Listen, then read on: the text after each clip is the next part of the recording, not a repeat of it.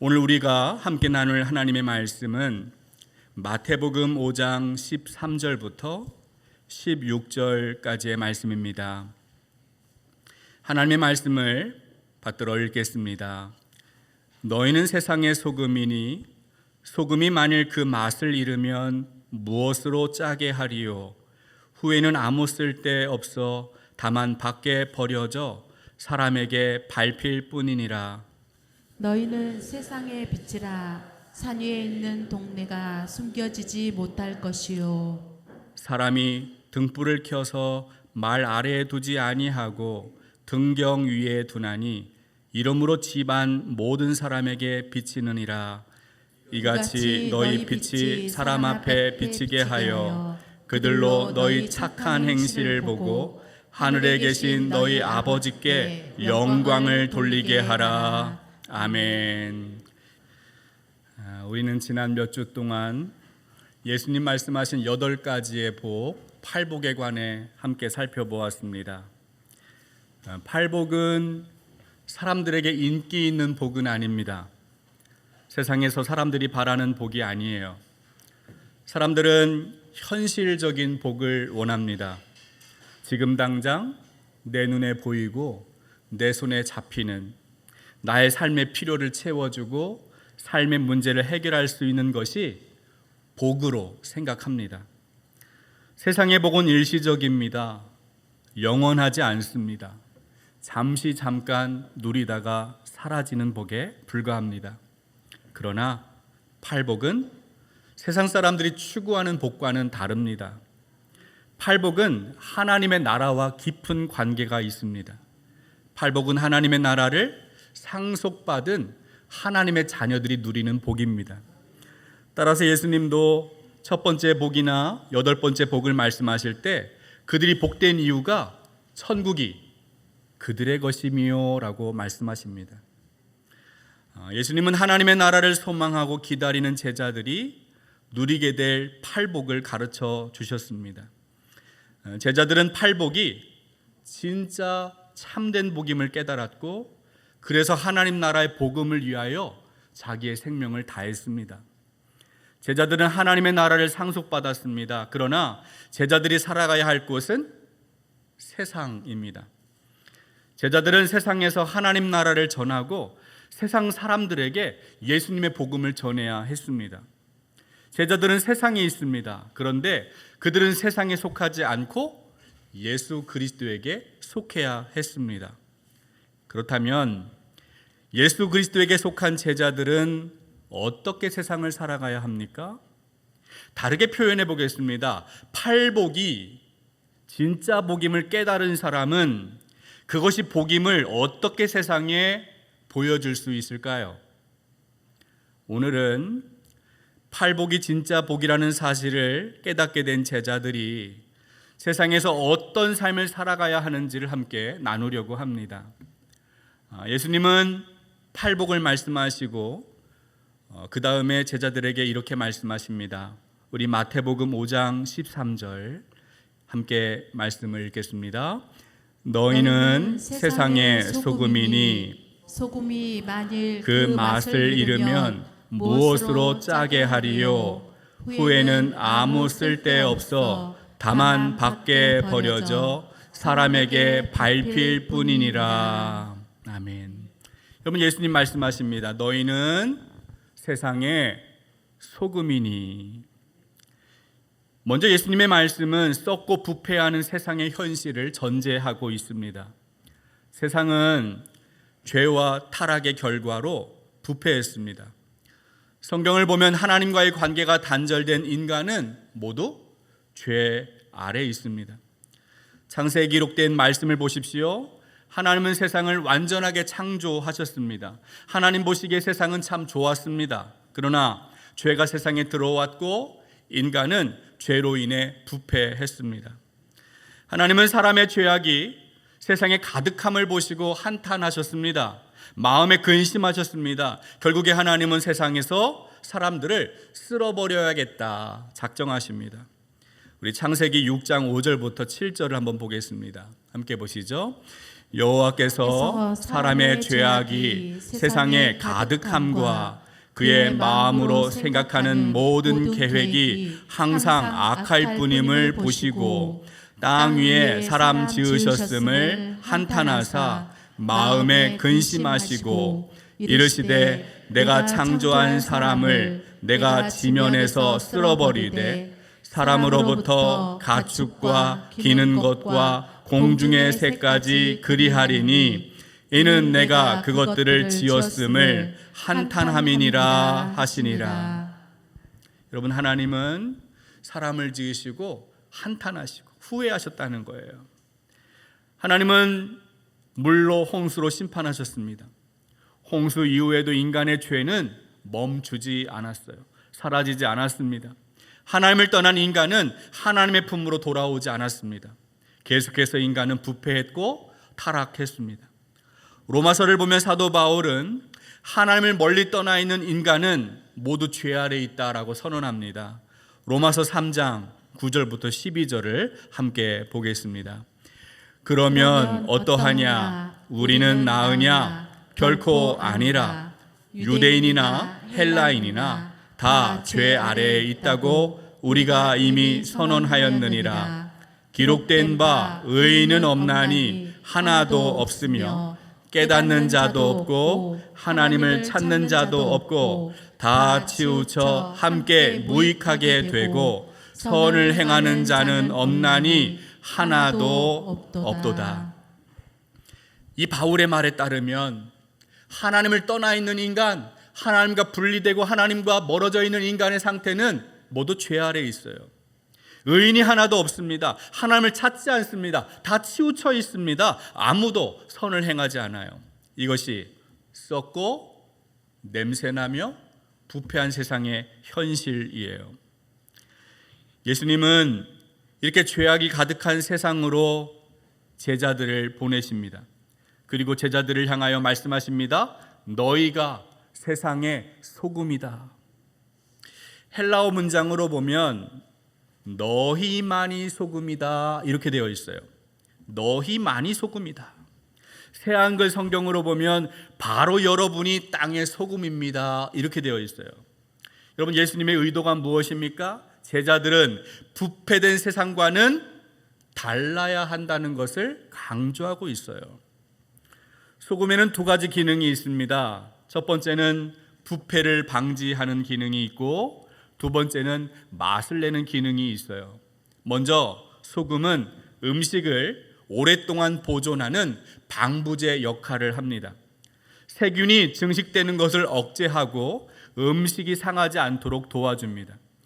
우리가 김장김치를 담그고 젓갈을 만들 때 소금을 넣는 이유가 무엇이에요? 오랫동안 이 음식을 잘 저장했다가 맛있게 먹기 위해서 그렇게 소금을 넣는 것이죠. 소금의 두 번째 기능은 맛을 내는 데 있습니다. 예수님도 말씀하시기를 소금이 그 맛을 잃으면 무엇으로 짜게 하리요? 라고 말씀하십니다. 소금은 짠맛을 내는 기능이 있어요. 성경을 찾아보니까 맛을 내는 소금에 대해서 자주 언급을 하고 있습니다. 우리 마가복음 9장 50절 그리고 골로새서 4장 6절의 말씀을 한번 이어서 함께 보겠습니다. 소금은 좋은 것이로되 만일 소금이 그 맛을 잃으면 무엇으로 이를 짜게 하리요? 너희 속에 소금을 두고 서로 화목하라 하시니라. 너희 말을 항상 은혜 가운데서 소금으로 맛을 냄과 같이 하라. 그리하면 각 사람에게 마땅히 대답할 것을 알리라. 소금은 짠맛을 낼 수가 있어요. 맛을 오랫동안 유지할 수 있습니다. 마찬가지로 그 소금으로 맛을 내는 것처럼 서로 화목하기 위하여 소금을 증표 삼아라 이렇게 이야기하는 거예요. 소금으로 맛을 내는 것처럼 은혜로운 말을 권면하기 위하여 이 소금을 상징적인 표현으로 사용하고 있어요. 특별히 예수님은 너희는 세상의 소금이니 라고 말씀합니다. 여러분, 제자들은 어디에서 소금의 역할을 해야 할까요? 썩고 냄새나고 타락하고 죄악이 가득한 세상에서 제자들은 세상의 소금으로 살아가야 한다는 거예요. 여러분, 만약 소금이 잔뜩 있는데 그 소금을 음식에 넣지 않고 그냥 소금통에만 보관해 놓고 있으면 저절로 그 음식이 짠맛을 낼 수 있어요?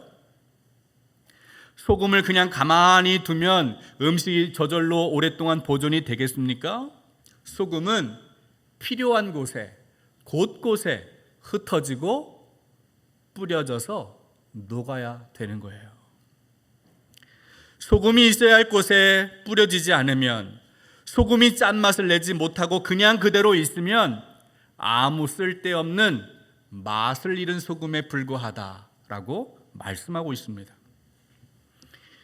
이어서 예수님은 제자들에게 말씀하십니다. 우리 마태복음 5장 14절부터 16절까지의 말씀 한번 같이 봅니다. 함께 봅니다. 너희는 세상의 빛이라. 산 위에 있는 동네가 숨겨지지 못할 것이요 사람이 등불을 켜서 말 아래에 두지 아니하고 등경 위에 두나니 이러므로 집안 모든 사람에게 비치느니라. 이같이 너희 빛이 사람 앞에 비치게 하여 그들로 너희 착한 행실을 보고 하늘에 계신 너희 아버지께 영광을 돌리게 하라. 아멘. 앞서 예수님은 제자들에게 너희만이 세상의 소금이다 라고 말씀하셨는데, 이번에는 너희는 세상의 빛이다 라고 말씀합니다. 여기에서도 너희만이 세상의 빛이다 라는 뜻이 담겨 있어요. 사람들은 세상에서 주목받는 유명인들을 가리켜서, 인기 있는 사람들을 가리켜서 스타라고 부르죠. 명예가 있고 인기 있고 돈이 많이 있는 성공한 사람들에게서 빛이 난다라고 생각을 합니다. 여러분, 그러나 제자들은 세상에서 주목받는 사람들이 아니잖아요. 그런 권력이 있지 않아요. 명예를 가진 사람들이 아닙니다. 부자도 아니고 많이 배운 사람들도 아니에요. 그런데 예수님은 그들에게 너희만이 세상의 빛이다 라고 말씀합니다. 여기서 우리는 세상에서 말하는 빛과 다른 의미의 빛이 있음을 알게 됩니다.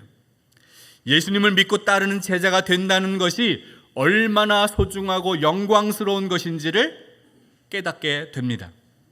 성경을 보면 세상은 어둡고 캄캄한 곳이에요. 세상은 빛을 잃었습니다. 하나님을 찾지도 않고 알지도 못하는 세상, 그것이 바로 어둡다는 증거예요. 바울은 세상 풍조를 따르고 육체와 마음의 욕심에 이끌려 사는 하나님 없는 삶을 가리켜서 어둠이라고 말합니다. 에베소서 5장 8절을 한번 같이 읽어보겠습니다. 함께 보시죠. 너희가 전에는 어둠이더니 이제는 주 안에서 빛이라. 빛의 자녀들처럼 행하라. 아멘. 여러분, 하나님을 떠난 인생, 죄와 허물로 죽어있는 인생, 하나님으로부터 멀리 떠나서 하나님 찾지 않는 인생, 그것이 바로 어둠이라고 말씀합니다.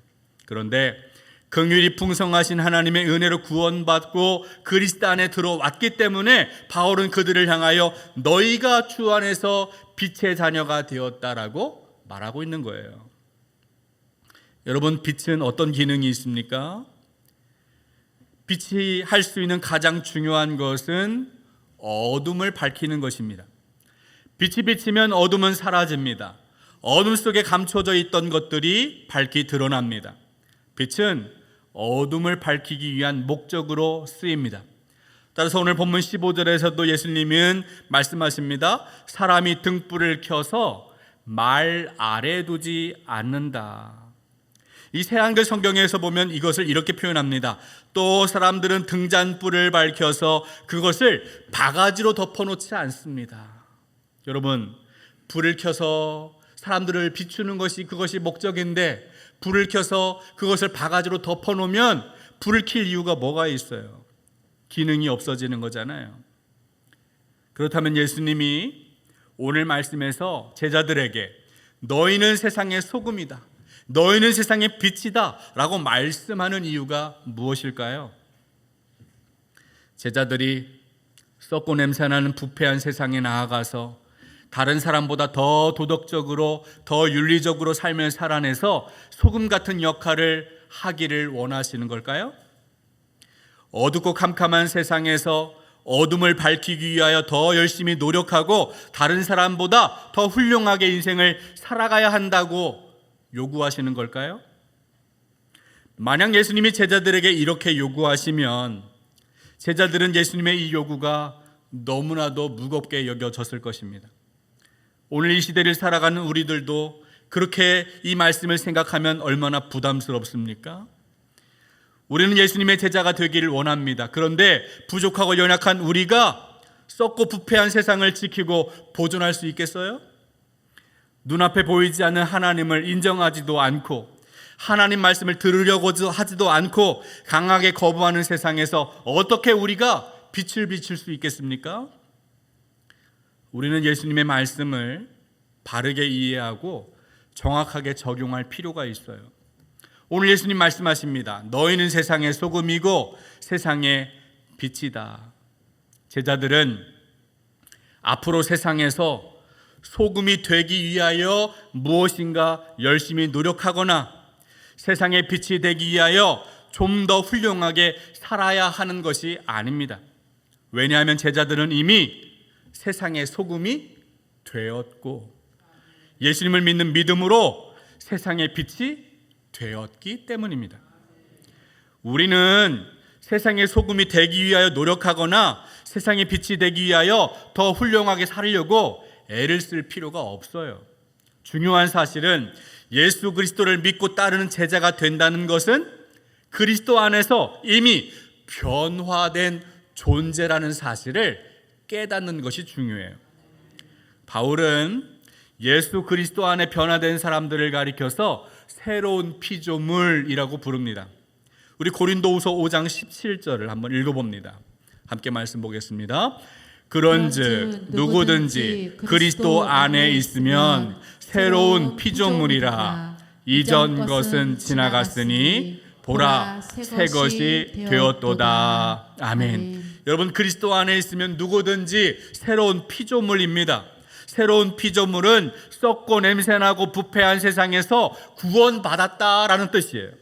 하나님을 부정하고 강하게 거부하는 어리석고 미련한 세상의 어둠으로부터 우리가 건져냄을 받았다라는 뜻이에요. 그러므로 우리는 이미 그리스도 안에서 세상의 소금이 되었고 세상의 빛이 되었어요. 그러면 소금과 빛이 된 우리가 세상에서 무엇을 하라는 말입니까? 요한복음을 보면 사도 요한은 예수 그리스도를 가리켜서 참 빛으로 설명합니다. 예수님은 생명의 빛으로 어둠의 세상에 찾아오셨습니다. 그러나 세상은 그 빛을 알지 못했어요. 어둠의 세상은 빛을 영접하지 않습니다. 오히려 빛이신 예수 그리스도를 미워하고 박해했습니다. 그런데 생명의 빛이신 예수 그리스도를 영접하는 자들에게는 하나님의 자녀가 되는 권세를 주신다라고 약속합니다. 우리 요한복음 1장 9절부터 12절까지의 말씀 함께 읽겠습니다. 함께 보시죠.